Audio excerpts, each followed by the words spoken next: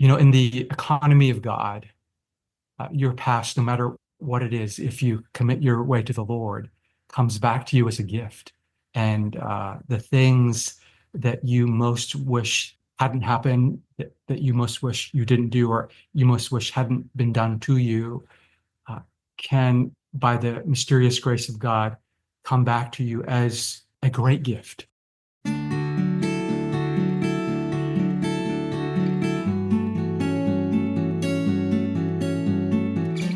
Hello and welcome to the Being Formed podcast.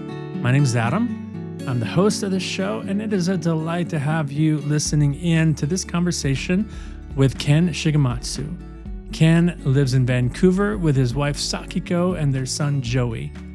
He's the senior pastor of 10th Church in Vancouver, British Columbia, one of the largest and most diverse city center churches in all of Canada.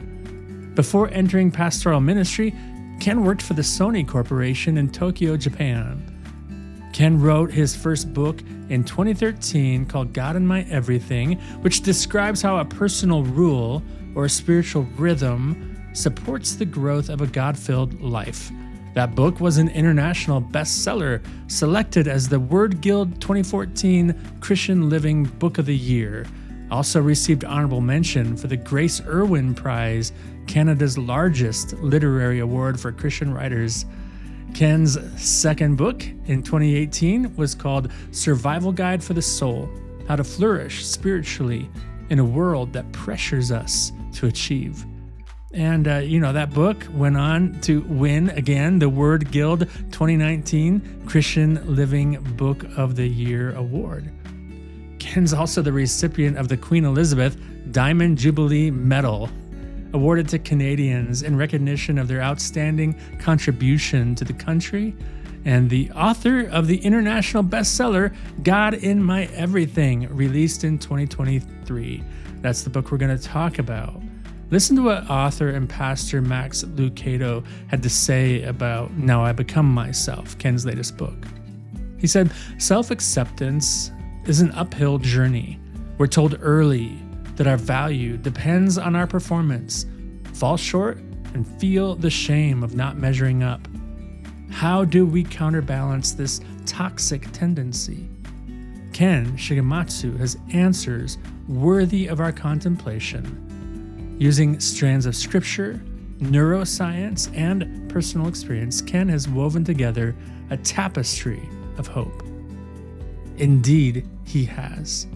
So without further delay, let's jump right into my conversation with Ken Shigematsu. Well, hello, Ken, and welcome to the Being Formed podcast. It is a delight, a true delight for me to meet you for the first time, to see your face and anticipate a conversation that I really do hope and pray is God-led.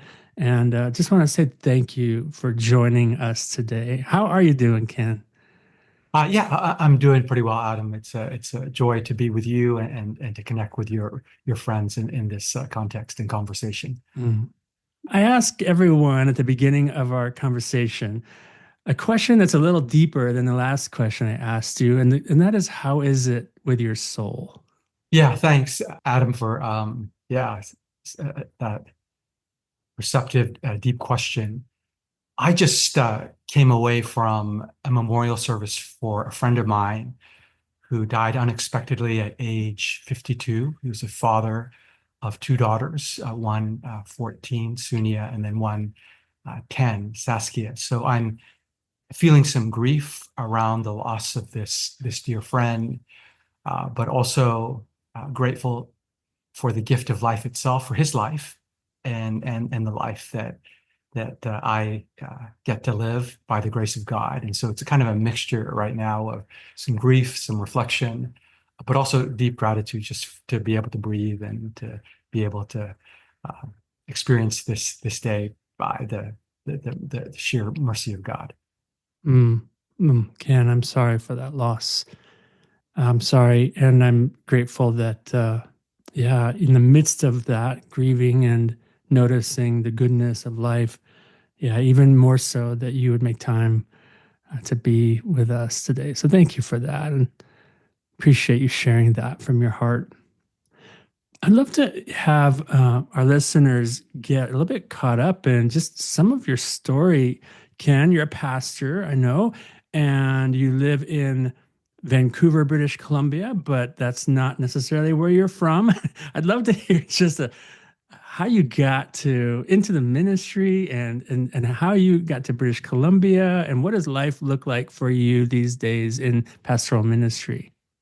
Yeah, thanks, Adam. I'm originally from Tokyo, Japan, but when I was about 3 years old, our family moved to England, to London, and then eventually moved to Vancouver when I was about 8.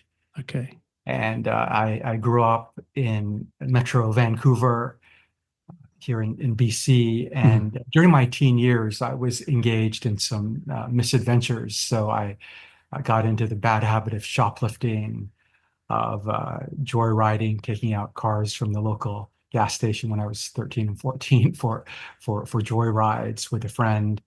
I was doing some small time drug dealing, getting into some fights at school. Then my dad, who was this very straight-laced, conservative, button-down Japanese man, very traditional, was concerned about me and my future. And so he took me on a field trip to one of the local prisons. And he said afterwards, I just wanted you to see your future home, son. He was hoping that it would scare me straight. It didn't. My dad, who'd been raised as a kind of cultural Buddhist, had Mm. recently himself come to know Jesus. And so he took me to a Christian gathering for youth, and I heard about the good news that God became a human being in Jesus, lived a perfect life, died on a cross so that we could have a new start with God, a new beginning. And even though I had some mixed feelings about committing my life to God, I felt this was an opportunity too good to pass up. So I Mm. gave my life over to Christ.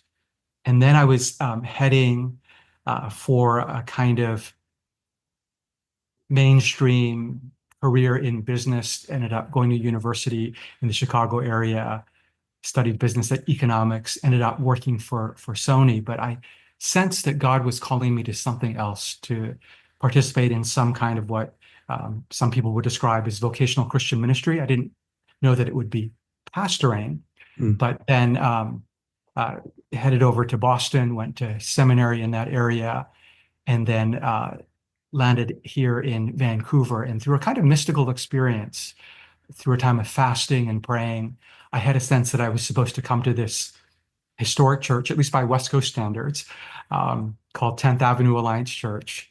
And through an unforeseeable turn of events, the pastor at the church at the time resigned and encouraged me to put my name in the hat, so to speak, and eventually I was called, and so that's where I've been. That's where I currently serve. I've been here now for, it's hard to believe, but 28 years. The church is like Wow. 20 ministers and 20 years prior to Oh, my coming. wow. And so I didn't envision being here this long, but I just sensed a clear sense of call, and so I've been reluctant um, to use the church as a kind of stepping stone to something quote bigger and better. So. Yeah. Yeah.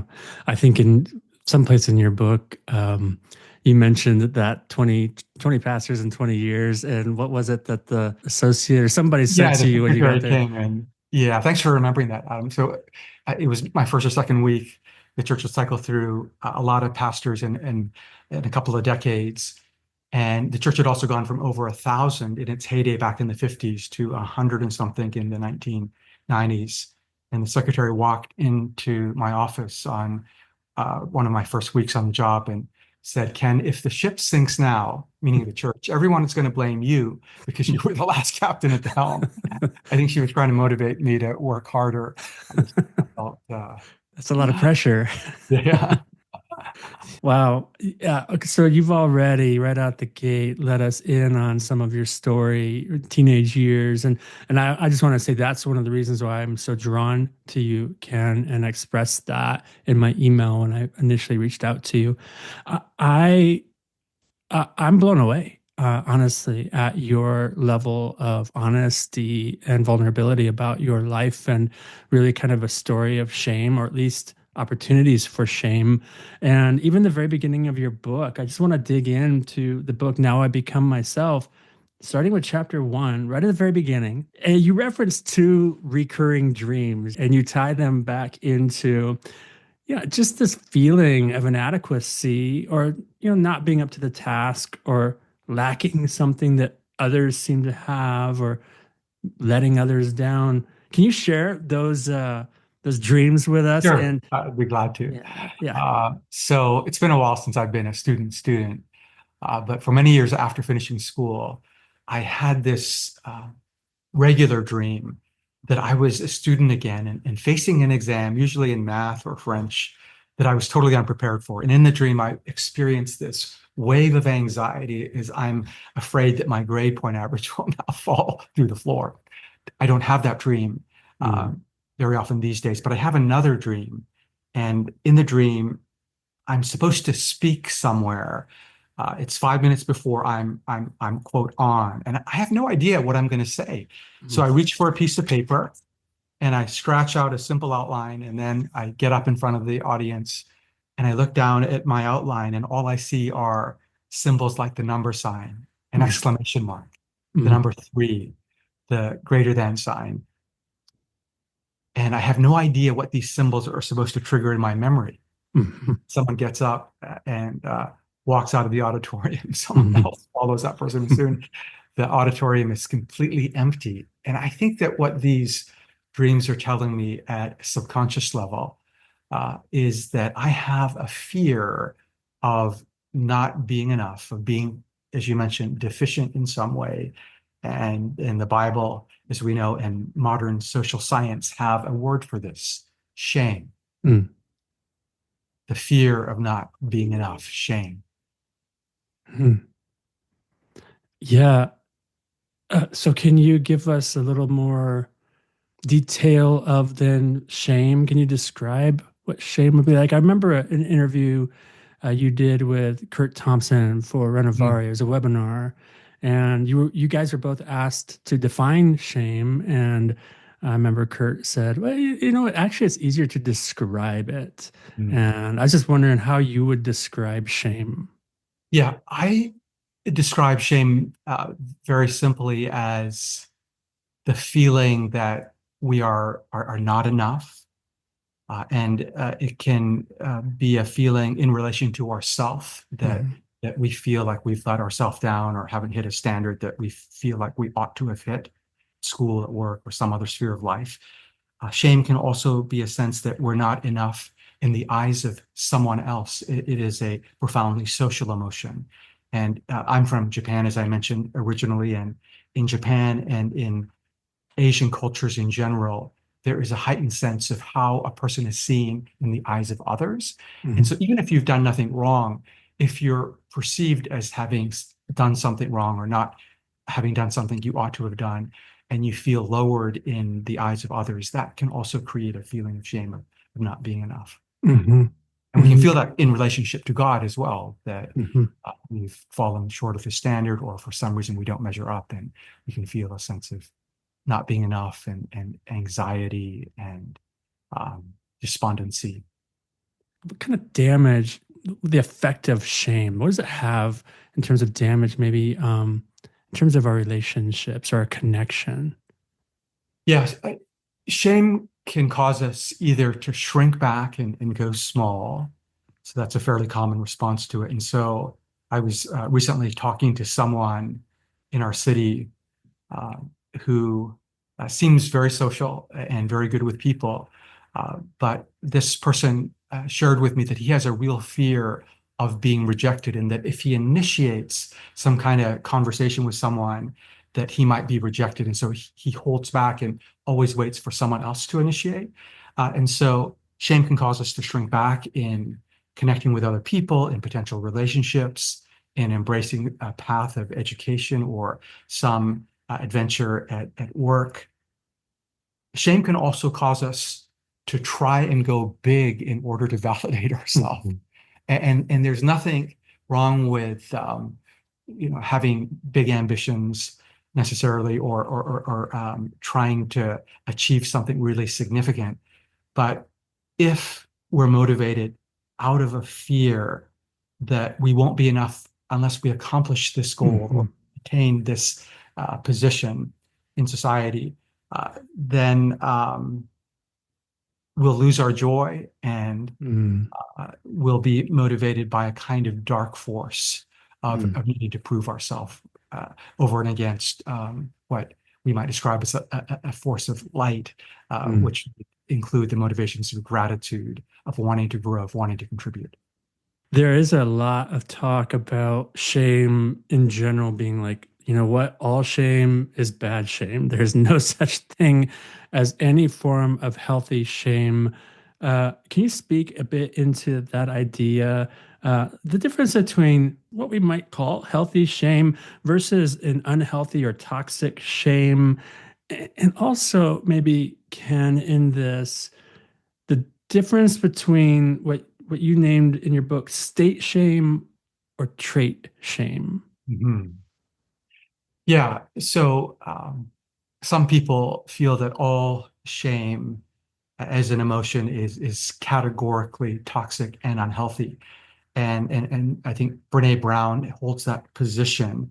But it depends on the answer to your question depends on how you define shame. Mm, So if you define shame as Brene Brown does, as the painful feeling of being flawed and therefore unworthy of love and belonging, then that kind of shame that is attached to your identity, that is what I would describe as trait shame, is always unhealthy. mhm, But there are times when we experience what I describe in the book as state shame, a temporary feeling of not being completely unworthy of love and belonging, because that's I don't think ever healthy, but a sense that we have been lowered in the eyes of others or our own eyes. The capacity to experience shame in that sense is, I believe, healthy and redemptive. The Apostle Paul said in 2 Corinthians 7, there is such a thing as godly sorrow that leads us to repentance. There is such a thing, I believe, as healthy shame that can lead us to repentance or to correct our course of action. So, for example, I have a friend who worked for a very famous tech company that you and our listeners would instantly recognize. I won't name the company or the CEO, but the CEO was very famous, a household name. And so I was curious because my friend had worked quite closely with this CEO. I said, "Tell me about this CEO. What was it like to work with him? What was his management style like?" I was hoping to take some notes down and learn. And my friend said, well, he would come into a room where we engineers were working on a project, and he would just look at it, and then he would just start swearing at us and cussing us out. And I can't repeat the language on this podcast, but you can imagine the kinds of things he was saying. And then he'd walk out the room, and that was his management style. mm, And I thought, boy, this famous CEO feels no shame at humiliating the people that are helping to build this company, because this was in the opening days of the company before it went public. And it probably would be better if he actually had some capacity to feel some shame at humiliating others unnecessarily, mhm, which could in turn correct his behavior. So I think that there are times when shame can be healthy, when it's temporary, when it causes us to uh, correct course with God's help and then reconnect with people or ourselves. mhm. Yeah. Yeah, no, I think that distinction is really important, Ken, and I can certainly connect with the idea of trait shame. Hmm. Unlike your story where you were describing having those teen years, some rebellion in there and some stuff that you're not proud of, and then you kind of found your way to Christ. I grew up in a pastor's home, Hmm. and my mom and dad are alive, and my dad's still serving in the church, and we've dealt with a lot of our stuff together. Hmm. But at a pretty young age, I was baptized, and wanted to follow Christ, whatever I thought that meant, but turned inward pretty young, Hmm. based on a sense that the world was not safe, Hmm. and I was not safe in it, and I was bad. Hmm. Um, I was doing a lot of the same things, stealing things, a lot of integrity kind of things. So external behavior, I wasn't a partier. I wasn't, doing a lot of stuff externally, but internally, my integrity world was just shot at a really young age. And the reason was because I kept hearing a message that I was a liar. I was, Mhm. this. And so, I was attaching a lot of this. And I had a sense of like, if I get caught, I'm in big trouble and I make my Mhm. dad look bad. So Mhm. there's some of that. There was some weird honor shame kind of going on in that setting because that to me was the worst thing I could do Mhm. was kind of make my dad look bad. So I, yeah, struggled through my younger years and then went right off to Bible college, Mhm. got married, went right off into ministry, Mhm. had a kid, two kids within 2 years. By the time I was 23, 24, I had two kids and I was married, working in a church. Mhm. And I didn't have really any time to deal with I didn't take any time, I should say. And nobody was really actually processing that at that time in the mid 90s with me anyway. What's going on internally? What's the message of who you are that you're bringing into your life, your Mhm. ministry, your family, your parenting, everything else? And I mean, it set me up for some rough years before I was able to identify and really start to work through some of that shame. I Mhm. knew I was carrying shame with me, but I would have said, I am the problem. I am that Mhm. trait shame. I am a Mhm. bad person. And here I am trying to work and serve on behalf of God, who I don't even know how to, Mhm. connect with. I can tell some of the answer to my shame, but I'd love for you on page 11, you highlight a little section saying the answer to shame. Mhm. And I'd love for you to just jump back in here, Ken, with what is the answer then to our shame? Yeah, very simply put, the answer to state shame and to trait shame is a deep experience of the love of God. Mm, In First John, uh, we're told that perfect love casts out fear, and that would include the fear of rejection, which is at the very core of shame. And so, if we can experience a sense of God's deep, unconditional love for us, not just in our minds, but mm, deep in our beings, mhm. something about that that frees us to become our made in the image of God, unique uh, masterpiece that we were created to be. So it sounds simple, but that is the path. Mhm. I think that is, to me, where the book hinges. I really Mhm. think that's the essence. If I were to say, hey, what is this book about? I would say it is exactly about opening ourselves up to receiving and being more and more and more aware of experiencing God's love really. And of course, Ephesians 3, like, that Mhm. love, may you know Mhm. beyond knowing, may you really know the love of God. May it actually change you. And I would say that would be where my answer certainly was hiding, like Adam and Eve in scripture, hiding behind the bush it was just keeping me out of that light of God's love. And then it was really trusted experiences, one upon another, I think that began to open me up to actually beginning to believe Mhm. I am not, I am not that bad person Mhm. who God cannot love. In fact, I'm beloved. Mhm. That what Jesus says, or what was said of Jesus was actually said of me. And I'll tell you what, Yeah. when I was young in ministry, if that was probably the hardest thing for me to connect. Like I Mhm. was like, no, I see that God said that to Jesus, but Mhm. you got to show me where in scripture that I'm supposed to believe that what God said of Jesus, he's saying of me. I think I found that in like John chapters 14, 15, 16, 17, somewhere in that Yeah, space. in John 15, uh, some people may object, well, God the Father may have great affection for his unique son Jesus, but is that true of me? And Mm. Jesus said, as the Father has loved me, so have I loved you. So I think we Mhm. can I remember exactly having the that same thing. spoken over Mhm. me, Mhm. and really it, it wasn't just the fact that I saw it, it needed to be experienced.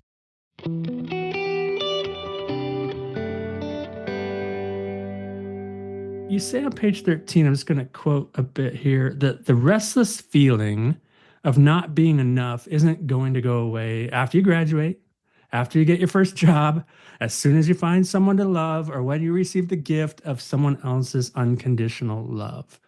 These will be amazing moments, but none of them will give you an abiding sense that you are enough. We will only know that we are enough when we experience the deep grace of God, which covers our shame, makes us whole, and calls forth our true self. Thank you for writing that. Um, I love how honest and real and vulnerable you are. And I'm so struck by your humility, and how rare it is, honestly, to hear a leader and a pastor such as yourself let people all the way in into those deep places of your own story and your heart. Um, you already mentioned coming from a culture, honor shame culture. So, Ken, what makes you you? Like, how does that happen? How did you become the kind of person who can be so transparent and authentic and real and do the work of your story in community? Like, what, what is that in you? How did that happen for you? Yeah, thanks, Adam, for that affirmation. I'm by nature a private person. I don't like to be the center of attention. I certainly don't like to disclose things that might make me look bad. But something has happened over time as I have slowly become more aware that I really am loved by God, by my Creator, by a perfect Father in heaven, without condition. And there's something about that which over time has created a more secure space in my heart from which I can then put myself out in a variety of contexts. And I feel that there are times when it's helpful, whether in a personal conversation or in a sermon or something I've written, to reveal a failure, a weakness, because uh, it will help connect me to others and perhaps provide some hope. And if I'm diminished somewhat in the process, so be it, if it serves others. But I can take that step because um, I feel a sense, it's hard to describe, but a sense of security that comes from knowing that I'm already accepted by the one who really matters most. So if I'm rejected by some people, that's okay. So let me give an example that happened at about a year and a half that um, comes to mind. So, and this is sort of intense and heavy. So I just want to just warn our listeners. Um, Year and a half, 2 years ago, one of our youth leaders was struggling with some mental health issues, some anxiety and depression and so forth, and some suicidal ideation. And he ended up taking his life. And so that was um, quite a shock, and it was devastating for our community. And I ended up losing sleep literally over that and some other challenges we were facing. I had never experienced insomnia before, at least night after night. And then I started waking up um, in uh, an uncharacteristically low depressive mood. And so I talked to my physician, and he supported my taking a leave of 2 or 3 months, which the board supported. And there was one well-meaning leader in the church who felt that when I made the announcement to our larger community that I was going on leave, just to frame it as a sabbatical, implying that I was going to study and maybe do some writing, well-meaning, but I just felt that it would be important to let people know why I was going, because of the insomnia, because of the depressive moods. And I thought, well, people might think, oh, I'm a weak leader, couldn't hack it. But I just felt that even though I didn't want to make the announcement like that, it reflected more integrity. And people were very supportive. And a number of people came forward and said, I struggle with Hmm. uh, insomnia, or I did, or I struggle with depression, or I did. So thank you for being so Hmm. real, honest. And it was, by the way, it was just a great idea. It was the right idea to step away, because it had a wonderfully life-giving effect. And people who know about that incident have asked, "How are you sleeping these days?" I'm sleeping great, and I'm doing. Page 27, you say, when we're seen and loved by God. And I feel like maybe that's, side note here, I feel like that's where you were talking about the security. When you said, I Mhm. feel secure, uh, when we're seen and loved by God, our soul emerges from the safe cover of the bushes where it has been hiding like a wild animal in the forest, and we encounter our true self. And when we live from our true self, well, then we can connect more fully, more honestly, my Mhm. words there, more honestly with God, with ourselves, and with others. And to me, I think this is where that movement happens, from this cognitive assent to a belief about a God who says he loves us, Mhm. to actually having that experience of being seen and loved by God, actually experiencing relationally what we've come to Mhm. believe Yeah. theologically. Um, and I would say that that's the hard part is the coming out of the hiding. Mhm. It's the stepping into that light, as it were. Mhm. Um, how is it that we actually get to a place? Some people do and some people don't, I would say, but to actually say, I'm ready to come out of this safe place of hiding and I'm ready to experience love. Why is it so hard then for us to stay in the place of being seen and loved? So it's a two-part question. And then I guess it speaks to resistance. Like what's the resistance in us? Yeah, I don't think most people experience a resistance to being loved per se, but I think that a lot of people experience a fear of rejection.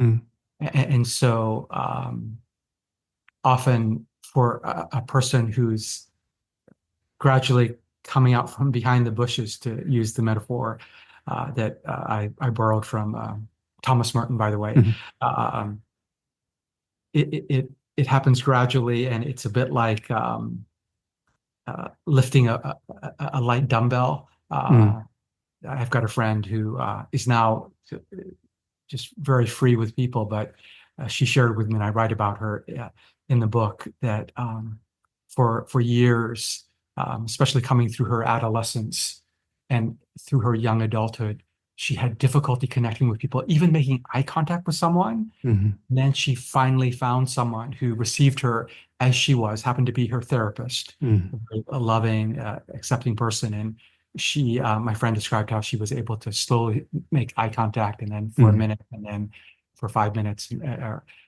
more or less. And gradually, as she felt safer, mhm, she was able to do that with not only her therapist, but with others. And mhm, um, continuing to uh, do the curls with the dumbbell with mhm, slightly heavier weights, she was able to cultivate a sense, an awareness that she, in fact, was truly loved. mhm. That's a She was. good word, cultivate. Mhm. Yeah. Yeah, it's a slow process, isn't it? Mm. Mm. And we would expect it to um, be some sudden, I don't know. I feel like a lot of the testimonies we hear in church, I don't know if churches do testimonies so much anymore, but maybe it's a good thing they don't, because a lot of the stories we hear are these big, gigantic Mhm. shifts in worldview, and suddenly I'm in the light, you know. Mhm. Of course, we know just from human experience that's not a constant. We constantly have to struggle with this. We have an enemy who wants to Mhm. steal, kill, and destroy. Yeah. Um, but we hear these stories, and I guess we need to be reminded that this really is more of a slow pace of God, is a lot slower than we think, um, long obedience in the same direction, Mhm. right? Um, and that's a good word. It's a cultivating kind of a thing. Yeah. Yeah. Along those lines. So I think there are rare moments where a person might, out of the blue, experience a sense of God's love in intense ways. I think Hmm. that's fairly rare, but that does happen as Hmm. we know. But we can also cultivate an everyday awareness of God's love for Hmm. us through spiritual practices. Yeah. And so, for example, one of the things that I do in the mornings, I first thing in the morning, I don't check my messages or my mind will go racing in all kinds of directions. Hmm. I take some time for silence. And at the end of that time of silence, I do what apparently you've done, Adam, in the past. I imagine God the Father saying over me the words he said over Jesus at his baptism. I imagine God saying, Ken, you are my beloved son, in you I delight. Take a deep breath, let it sink Hmm. in. Ken, you are my beloved son, in whom I delight. Take a deep breath, let it sink in. And then a third time, Ken, you're my beloved son, in you I delight. Take a deep breath, let it sink in. And so I begin my day from a foundation of sensing that I'm loved by God. And it seems really simple, but if a person does this kind of prayer exercise for 30 or 40 days, that will actually change the neural networks in their brain, making it easier to go down those neural pathways to access a sense of God's love Hmm. when they're not praying. Yes. And that ties in with Daniel Siegel's words that you quote throughout the book, where our attention goes, neural firing flows and neural connection grows. Right. What is that about? What's happening on a neuro level? Well, whatever we pay attention to, we become like. And so Paul says in Philippians 4, um, whatever is excellent, whatever is lovely, whatever is praiseworthy and beautiful, think on such things. And if we reflect on things that cause us to be diminished, Hmm. we will, and maybe this is easier to understand in a negative spiral, we will feel emotionally lower than we need to be. And that in turn will cause us to think more negative thoughts, which will in turn cause us to feel worse. And we can find ourselves in a negative spiral.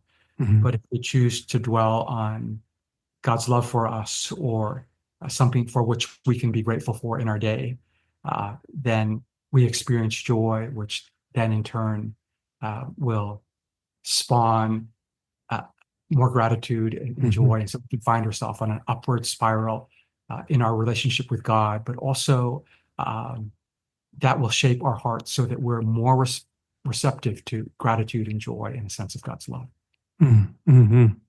Yeah. So where our attention is focused. And I think in chapter 6, you just nail in this idea of envy, Ken, that yeah, so much energy gets exerted if we're not careful, thinking about our accomplishments versus others, Mm, mm, or our perceived sense of lack in comparison to what other people seem to have. And and our attention then is taken away from really the reality of God's love. And so mhm, I think that might be why I've come to love so much this psalm, this passage in the Psalms. One thing I ask of the Lord, mhm. one thing, that I would just be in the house of the Lord and gaze upon your beauty. And That's like, Psalm I, 27, yeah. Mhm, I love that that is like proving everything we're learning about like neuroscience right now mhm, these days about attention, mhm, eye contact, mhm, knowing and being known, this image of God's face toward us and our face toward God. And that's where we want to be. And that's where we get our mhm, attachment.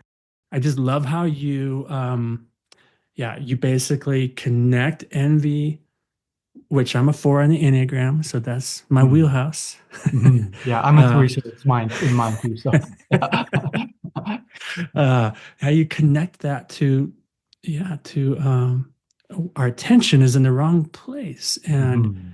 And we just, and there are practices that you were saying that we can cultivate, like the one you talked about, and several more in the book. And I just want to commend your book to anybody who's hearing this, going, "I think I might need to read this book." You're going to love the exercises that Ken lays forth.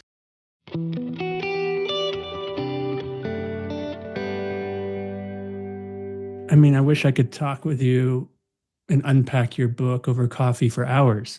We don't have that kind of time. So, Oh, jumping thank to you. the epilogue, you titled the epilogue "Nothing Wasted." And those who've been listening to this podcast, and especially some of our more recent episodes, they know that my wife and I had an episode. It's called "Beauty from Ashes," Mm, where we talk about my own moral failing mm, about 20 years ago. And that was a result of that downward cycle, a mhm, cycle of shame, kept me trapped under the burden of shame for a long time. Even after I came into the light, I would say mhm, and I experienced grace. I mean, I experienced grace, I know, but I still struggled with that identity piece. I still felt like there's no way God can redeem this story. mhm, Even when I was back and restored, quote mhm, unquote, into ministry, I struggled, and people knew. So I really can relate to what you wrote at the end of your book on page 175.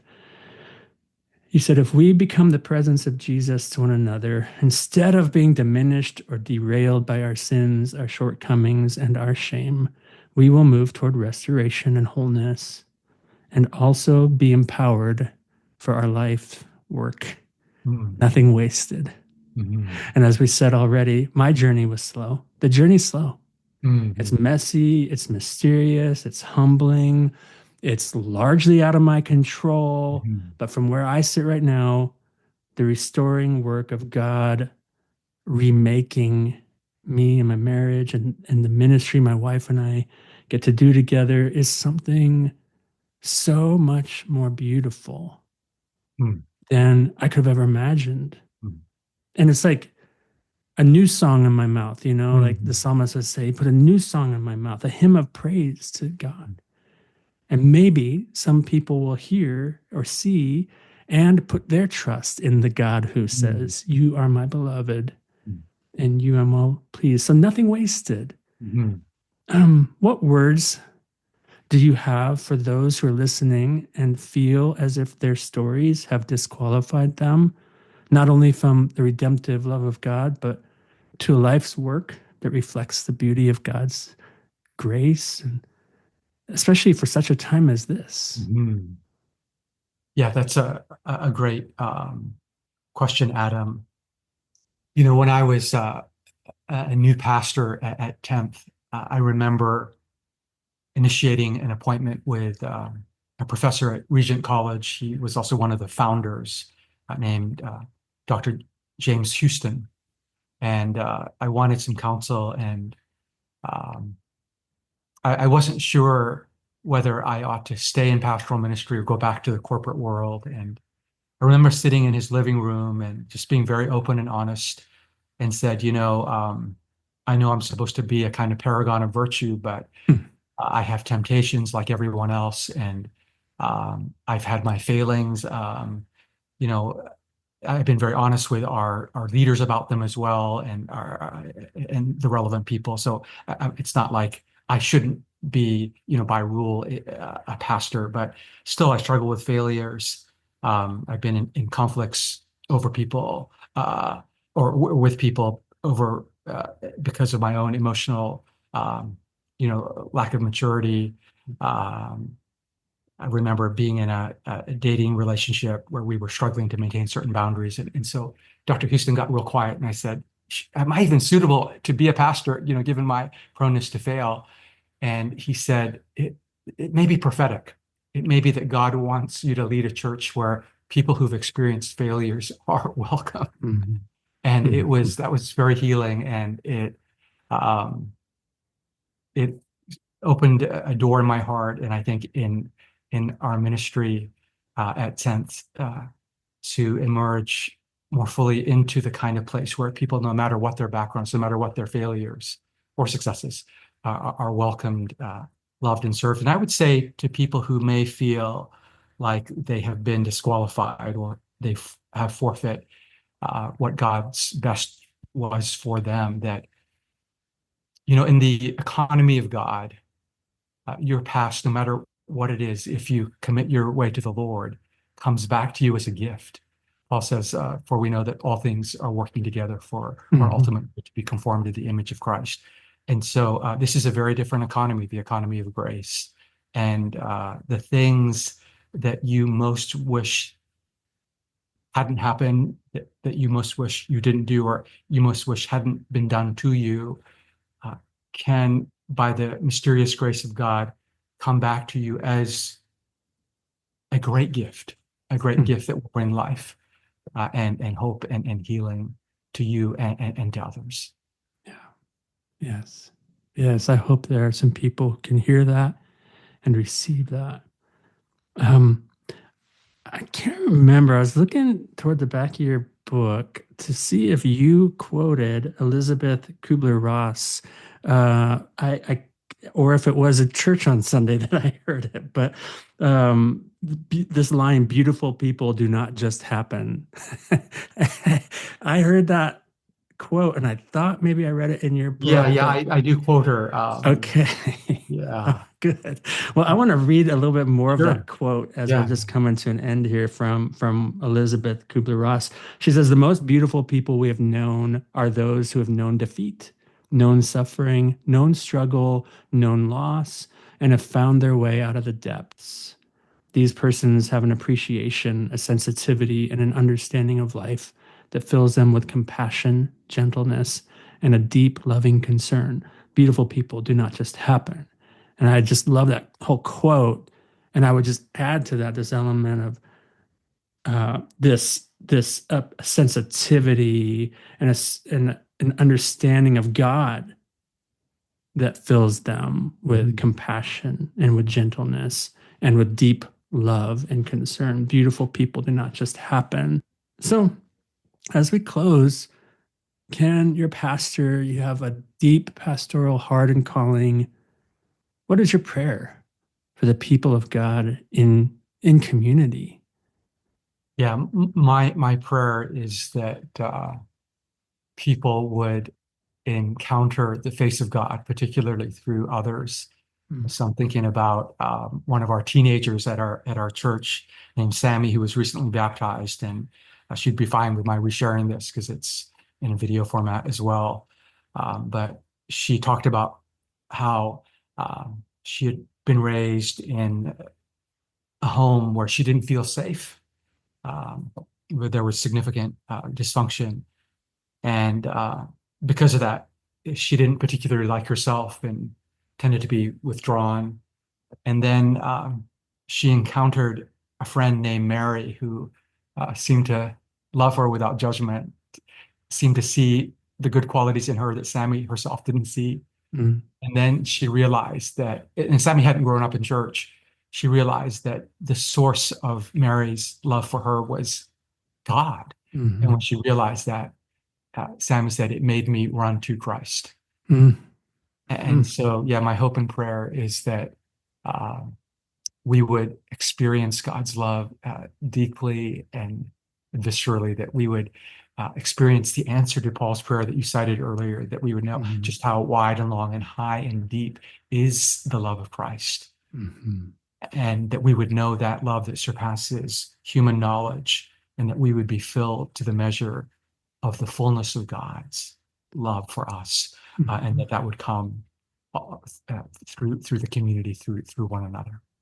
Mm. Thank you, Ken. Thank you. Well, as we wrap up, I just want to tell everyone who's listening, if you have enjoyed this conversation and you've enjoyed Ken's voice, the book Now I Become Myself is actually narrated by you, Ken. And I have come to love. Audible, but only when I get to listen to books that are actually narrated by the people who wrote them. And there's only a handful that I hold in really high regard. One is Bono Mm, narrating Surrender. That's a phenomenal. I'd yeah. have to say Matthew McConaughey doing Green Lights, like having his voice and everything about Mm, him narrating that was fantastic. I'm a fan of Barack Obama's narrating yes. his Yeah. latest book. Yeah. I haven't yet listened to Beth Moore's, but I that's next on my list. Um, I just want to tell you, Ken, and everyone who's listening, your pastoral tone and voice and gentleness and even and authenticity and vulnerability comes through in the audible reading of Now I Mm, Become Myself. So I just hope people will get the hardcover book and get the audible, and they'll get to have more of you in their life. So Ken, thank you so much for being with us today on the Being Formed podcast. It's a thanks, real Adam. blessing. It's been a joy to be with you. Thank you, everyone, for listening, for tuning in to this conversation. Why do I say tuning in? I mean, really, nobody is listening to this on a radio, right? So it's more like dialing in, I don't know, clicking in, clicking on, whatever it is. We're so glad you found us. And you could do a big favor to the Being Formed podcast, to LifePoint Resources, if you would help pass along the word about this podcast, the conversations we're having, like the one we had with Ken. We've got so many more lined up for you guys this year and into the future. So please keep coming back for more good content, for more great conversations, for conversations that matter. And in the meantime, wherever you are, whatever you're doing, know you are the beloved of God. Until next time, grace and peace.